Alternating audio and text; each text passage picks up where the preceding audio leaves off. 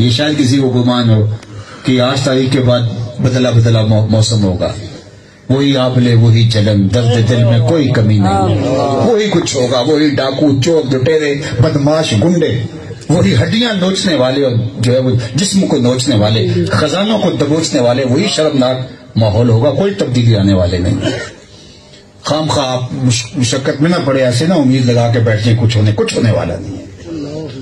اس لیے ہم بدلنے والے نہیں، جب ہم بدلنے والے بھی نہیں تو اوپر سے بدلنے والے نہیں۔ اعمالکم امالکم، تمہارے اعمال ہی تمہارے حکمران ہیں، ہم بدلیں گے تو اللہ رحمت کی چھتریاں، اس لیے یہ سزا ہے ہماری، یہ بات ذہن میں رکھیے، ہمارے گناہوں کی سزا۔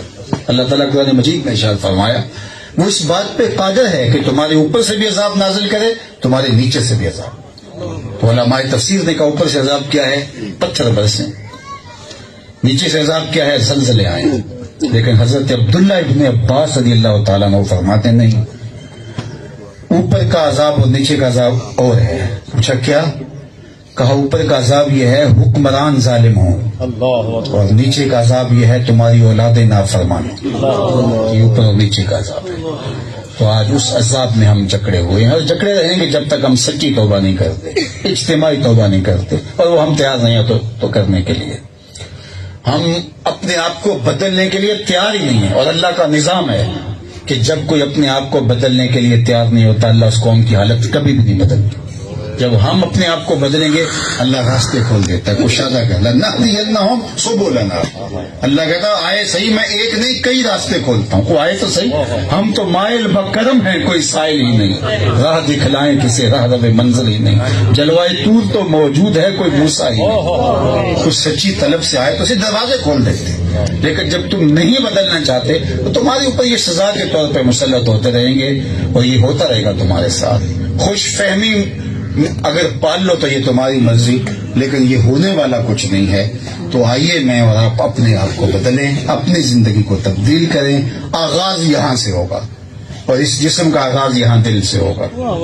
وہ کسی نے کہا تھا نا، کعبے کے یہاں گل نہیں مک دیجیے دل و نہ مکائی، یہاں سے آغاز لیں اور پھر پورے بدن کو، پھر اپنے گھر کو۔ قوا انفسکم واہلیکم نارا وقودھا الناس والحجارہ، اللہ نے قرآن میں ضابطہ دیا ہے، قوا انفسکم، پہلے اپنے آپ کو بدلو، اس کے بعد فرمایا واہلیکم، اور پھر اپنے اہل خانہ کو جہنم کی آگ سے بچاؤ، وقودھا الناس والحجارہ، جس کا ایندھن انسان اور پتھر ہے۔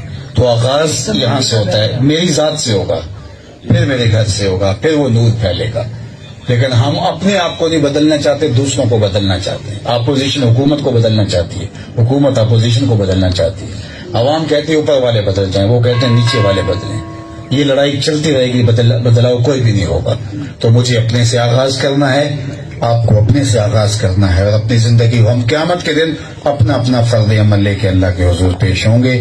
اللہ تعالیٰ میرے ملک کی خیر فرمائے، یہ دعا کیجیے کہ اللہ ملک کو ہر طرح سے اپنی حفاظت میں رکھے، ورنہ جو ظاہری اسباب ہیں وہ تو ایسے ہی ہیں۔ وہ کیا کسی نے کہا تھا کہ جب میں کہتا ہوں الہی میرے احوال دے، حکم ہوتا ہے اپنا نامہ اعمال دے۔ تو اس لیے ہمارا نامہ اعمال تو یہ ہے کہ پتھر برسیں آسمان پہ، لیکن پھر بھی حضور کا صدقہ ہے کہ اس امت کی شکلیں نہیں تبدیل ہوتی، اس کے پتھر نہیں، اس کے اوپر پتھر نہیں برستے۔ تو اللہ حضور کے صدقے ہمیں معاف فرمائے۔ تو میں چاہوں گا کہ آج کے اس مجلس کے اندر ہم یہ عزم کر کے اٹھیں گے کہ اس کی قیمت اس دور میں بہت زیادہ دینی پڑتی ہے، لیکن ہم قیمت دیں اس کی، ہم اپنی زندگی میں جھوٹ کو داخل ہی نہیں ہونے دیں گے۔ نو انٹری کا بورڈ لگا دیں کہ ہماری زندگی میں، ہمارے گھر میں جھوٹ داخل نہیں ہو سکتا، سچ بولیں گے چاہے اس کا کوئی بھی نقصان اٹھانا پڑے۔ تو سچ کا ظاہری نقصان تو ہو سکتا ہے، لیکن حقیقت میں سچ کا کوئی نقصان نہیں، سچ ہی جنت کا راستہ ہے۔ اور میرے اور آپ کے نبی آقا حضور نبی رحمت اعلان نبوت سے قبل کافروں کی زبان سے بھی صادق اور امین کہتا ہے، اپنے تو اپنے تھے۔ تو اللہ آپ کو یہاں سب کو برکتیں دے، اور جو حاضری کا شرف موقع سعادت ملی اس کی برکتیں اللہ میری اور آپ کی زندگی میں اتار دے۔ وآخر دعوانا ان الحمد للہ رب العالمین۔